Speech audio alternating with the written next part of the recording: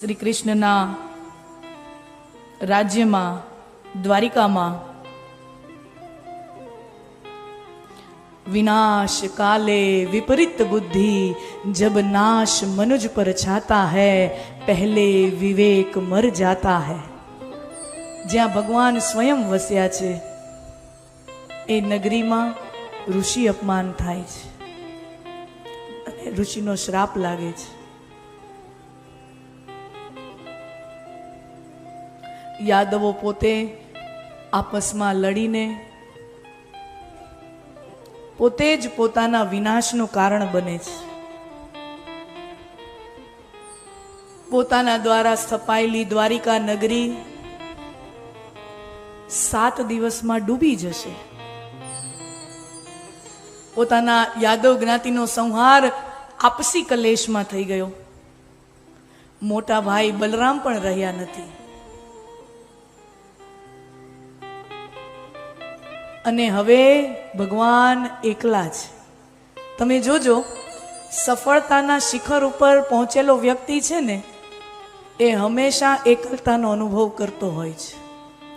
એની હારે લાખો લોકોનું ટોળું હોય, એની સાથે લાખો લોકો ચાલતા હોય, લાખો લોકો એના કદમ ચૂમતા હોય, લાખો લોકો એના પગે પડતા હોય, પણ ઘણી વખત એ સફળતાની ટોચ પર રહેલો વ્યક્તિ લાખો લોકોની સાથે હોય પણ એ અંદરથી કેટલો એકલો હોય છે। સફળતા હંમેશા એકલતા ભેટમાં આપે છે। સફળતાની સાથે એકલતા ભેટમાં મળે છે। શું કામ? કારણ કે જેમ જેમ માણસ સફળ થતો જાય ને પછી એના કાન તુકારો સાંભળવા માટે તરસતા હોય। ઘણી વખત એવા પદ ઉપર પહોંચ્યા પછી, એવી પ્રતિષ્ઠા ઉપર પહોંચ્યા પછી માણાને આમ કોક આમ પ્રેમથી આલિંગન આપે ને એવો હૂંફ ઈ માણાના જીવનમાંથી વયો જાય।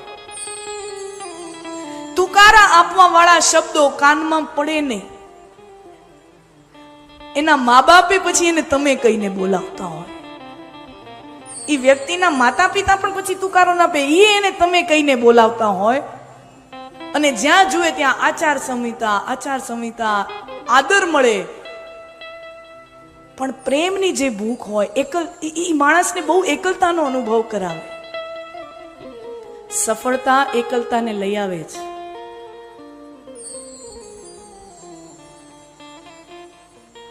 હમસફર ઘણા પછી હોય, હમદર્દ કોઈ ન હોય। यात्रा साथे चालवा वाला घना लोको होय, हम सफर बहुत मिल जाते हैं, हमदर्द फिर कोई नहीं रहता। भगवान श्री कृष्ण महाभारतना युद्ध पछी छे ने एटली लीलाओ छे। धीमे धीमे धीमे धीमे धीमे भगवान ने पोताना ज महल में, पोताना ज राजभवन में एटलाय लोकोनी हाजरी वच्चे पण भगवान ने एकलता एकलता एकलता અને એ મહાભારતના યુદ્ધની માર કાટ, હાથીની ચીંઘાળ, શસ્ત્રોના ખડકવાનો અવાજ, મારો કાપો માર કાટ, આ અવાજ, આ કકડાટ, આ શોર, આ કર્કશ ધ્વનિ છેલ્લા 25 વર્ષ ભગવાનના કાનમાં આમ ગુંજ્યા રાખે। ઈ અવાજ ભૂલાય ખરો? તમે નાનકડી એક હિંસા જોઈ લ્યો ને તો એની છાપ છે ને આ જીવન આપણા મગજમાં રહેતી હોય। તો જ્યાં આમ 18 અક્ષોણી સેનાનો કચર ઘાણ નીકળી ગયો હોય, ઈ કેટલો નરસંહાર, ઈ દ્રશ્ય જાય ખરા?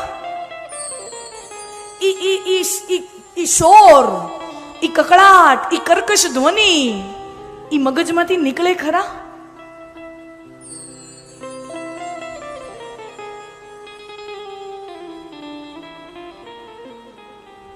અને આ વાત ભગવાન કઈ કોને હોત શકે? અને ભગવાન કદાચ કહેવા જાય તો એને સમજી કોણ શકે? જેમ જેમ માણા મોટો થતો જાય ને, પદ વાઇઝ, પ્રતિષ્ઠા પ્રમાણે, પદ પ્રમાણે, અધિકાર પ્રમાણે, પ્રસિદ્ધિ પ્રમાણે, જેમ જેમ માણસ મોટો થઈ જાય પછી એને અમુક વસ્તુ સતાવતી હોય, એને અમુક ઉપાધિ સતાવતી હોય, એને અમુક મનોવ્યથા હોય, અને ઈ કોઈને કોને કહેવા જાય? અને ઈ કોઈને કહેવા જાય તો માણા સમજી ન શકે। તમને વળી આવું હોય? આખી દુનિયાને ગીતા જ્ઞાન આપવા વાળા તમને, અને તમને એ શોક હોય તમને ઉપાધિ હોય, તમને કોઈ ટેન્શન ચિંતા હોય ન હોય, જાણે દુનિયા તો મોટા વ્યક્તિ પાસેથી હંમેશા મોટપ જ ની અપેક્ષા રાખતી હોય, આપણે પછી એ માણાને માણાની જેમ જોવાનું બંધ કરી દઈએ છીએ. ભગવાન બનવું બહુ અઘરી વાત છે, અને એમાંય માણા રૂપે ભગવાન થઈને આવું કેટલી અઘરી કસોટી છે. આ ભગવાનની કસોટી છે.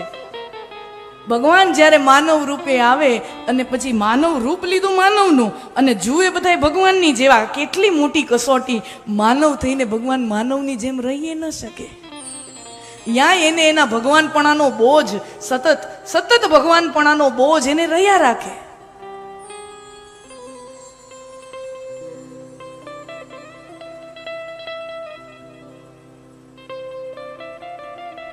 પોતાના નજરની સામે યાદવો આપસી કલેશમાં સંહાર થયો.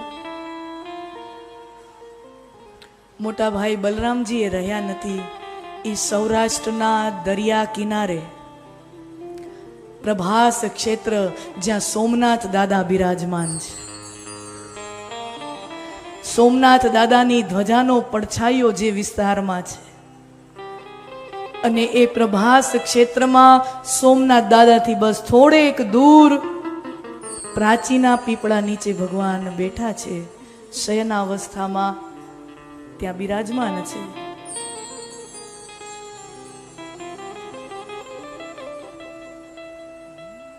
ભગવાન અર્જુનને બોલાવે છે અને કહે છે, આપણે કથા જાણીએ છીએ કે પારાદીનું બાણ લાગ્યું ભગવાનના ચરણ કમલમાં.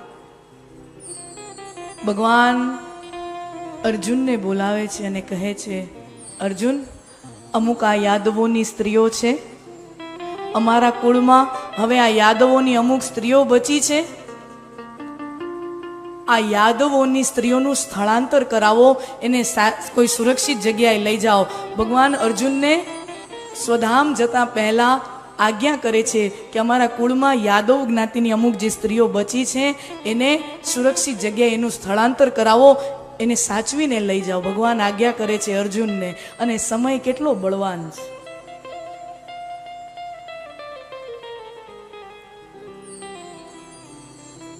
કાળનો એક કાળ છે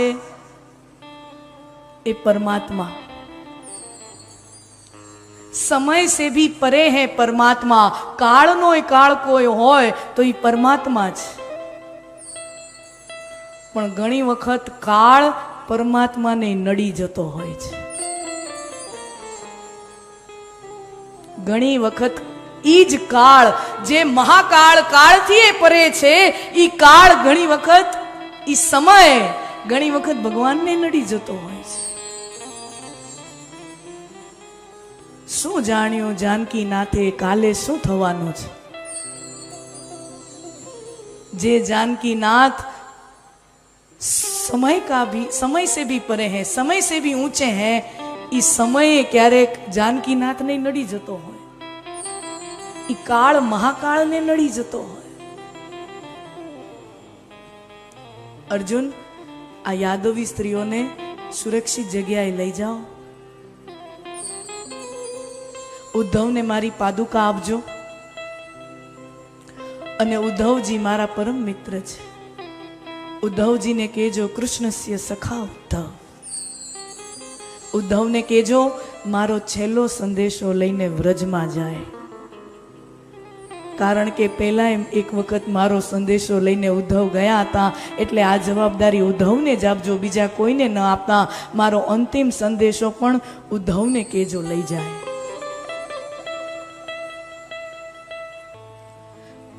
अर्जुन तरफथी संदेशो मळ्यो उद्धवजी ने के हे उद्धवजी, प्रभुनो अंतिम संदेशो छे, आ संदेशो लईने तमे व्रजमां जाओ.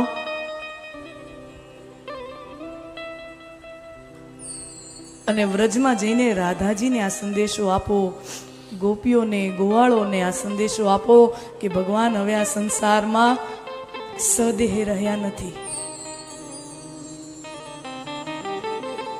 उद्धव विचारे आवा समाचार लईने केम जाऊं? समाचार तो हूँ पहला एक वार लई गयो तो, पण हवे मारी जीभ नहीं उपड़े, हवे मारा व्रजमां जवाना पग नहीं उपड़े. અને અર્જુન સમજાવે ઉદ્ધવજીને, હે ઓધા,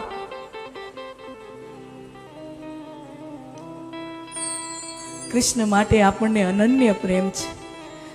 આપણો પ્રાણથી એ વહાલો ઈ સખા માધવ, આપણો ગોવિંદ, એની અંતિમ ઈચ્છા છે એ તો આપણે પૂરી કરવી જ પડે, શિરોધાર્ય રાખવી પડે. ઉદ્ધવના પગ ઉપડતા નથી. ભારી હૈયે ઉદ્ધવ પહોંચ્યા છે વ્રજમાં. વ્રજમાં સૌથી પહેલા ઉદ્ધવજીને મળ્યા છે અક્રૂરજી. અક્રૂર મળ્યા